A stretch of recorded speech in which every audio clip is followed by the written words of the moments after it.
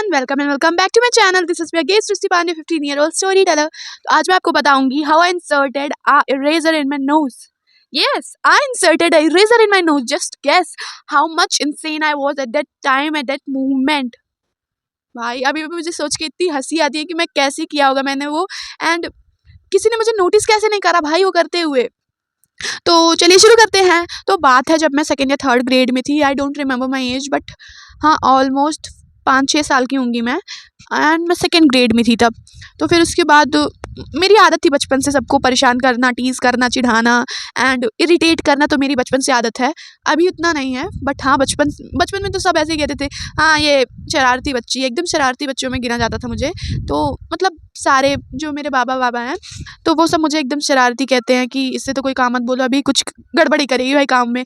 तो मुझसे कोई काम भी नहीं बोलता था, इसीलिए क्योंकि मैं बहुत शरारती थी। कुछ ना कुछ तो करती रहती थी भाई, मेरा हाथ खाली नहीं रहता, किसी ना किसी को परेशान कर रही होती थी मैं। किसी भी टाइम पे, कोई भी टाइम हो, हर मतलब कोई ना कोई मुझे डांट रहा होता था, क्या करती रहती है, कितनी शरारती है, तेरा हाथ क्यों खाली नहीं रहता, इधर उधर सब परेशान करती रहती है।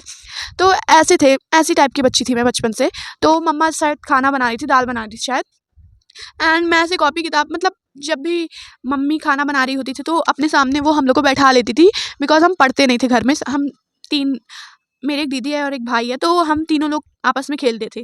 तो इसीलिए मम्मा अपने सामने बैठा के मुझे पढ़ा रही थी, क्योंकि मैं बचपन में बहुत शरारती थी, मुझे पढ़ना बिल्कुल नहीं पसंद था।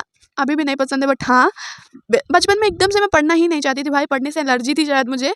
तो बचपन में मैं पढ़ना चाहती ही नहीं थी। तो ऐसे मम्मी मुझे अपने सामने बैठा के पढ़ा रही थी, एंड उन्होंने मुझे पेंसिल दिया हुआ था एंड इरेज़र दिया हुआ था। तो जैसे ही मतलब मैं उन्हें उन्होंने मुझे कुछ भी दिया होता तो प्लस माइनस वगैरह कुछ भी, टेबल याद करने को, तो फिर वो भी कुछ भी बोलती थी एंड मैं जाके गलत ही वॉइस सुनाती थी उन्हें, एंड देन मुझे थप्पड़ मारती थी। तो मुझे तभी कोई असर तो पड़ता नहीं था, बिकॉज मेरा दिन भर की आदत हो गई थी वो।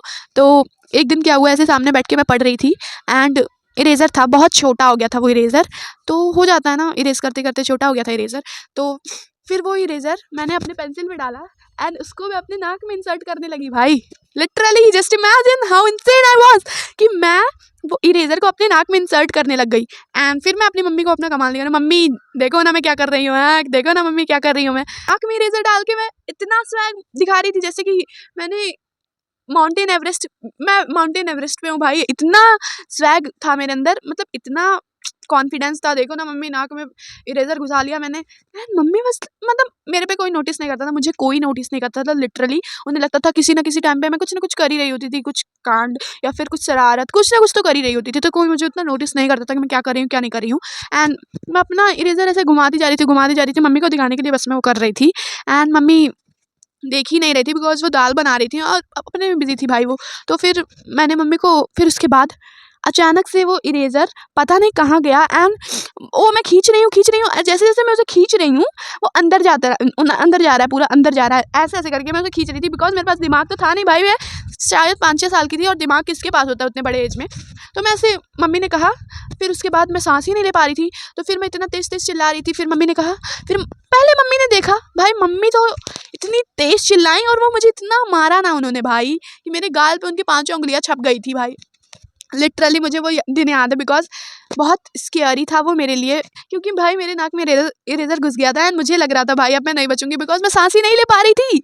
तो फिर उसके बाद जैसे-जैसे मम्मी मम्मी कह रही थी कि बाहर निकालो उसे बाहर निकालने का ट्राई करो, बट मैं भाई उसे अंदर ले रही थी ऐसे-ऐसे करके, क्योंकि मेरे पास दिमाग तो था ही नहीं भाई। तो फिर उसके बाद मम्मी ने कहने लगी कि अब पापा को बुलाना पड़ेगा और ऑपरेशन वगैरह करवाना पड़ेगा। एंड भाई पापा से मुझे बहुत डर लगता था, क्योंकि वो कुछ भी हो जाए, मतलब कोई भी शरारत करूँ तो वो सबसे ज़्यादा मारते थे मुझे, क्योंकि मैं बहुत शरारती थी एंड मैं बस अपने पापा से डरती थी। दैट्स वाई मुझे पापा से बहुत डर लगता था। एंड जब मम्मी ने बोला कि पापा को बुलाना पड़ेगा, भाई मुझे लगा कि अब क्या होगा भाई, अब पापा आने वाले हैं। अब मैं तुरंत जाके वहाँ से छुप गई कि अब पापा आएँगे एंड मुझे मारेंगे एंड मुझे ढूँढेंगे, पहली बात तो वो। तो फिर मुझे बहुत डर लग रहा था, एंड देन मम्मी ने पापा को फ़ोन किया, फिर पापा कहने लगे कि मैं आ रहा हूँ, एंड वो रास्ते में ही थे। फिर उसके बाद मम्मी ने एक सुई गर्म की, आई डोंट नो हाउ उन्हें कैसा आइडिया आया, उन्हें सुई गर्म की एंड मेरे नाक में इंसर्ट किया और वो इरेज़र में उसे चिपकाया एंड उसे बाहर खींचा। भाई फिर से सांस ले पा रही थी, मुझे बहुत रिलैक्स फील हुआ। पहली बात तो मुझे मेरा डर खत्म हो गया पापा का, एंड मैंने तुरंत कहा मम्मी पापा को फ़ोन कर दो कि अब वो ना आए, बिकॉज मेरे नाक से वो इरेज़र निकल गया है। एंड मम्मी वाज लाइक नहीं बेटा पापा तो आएंगे ही।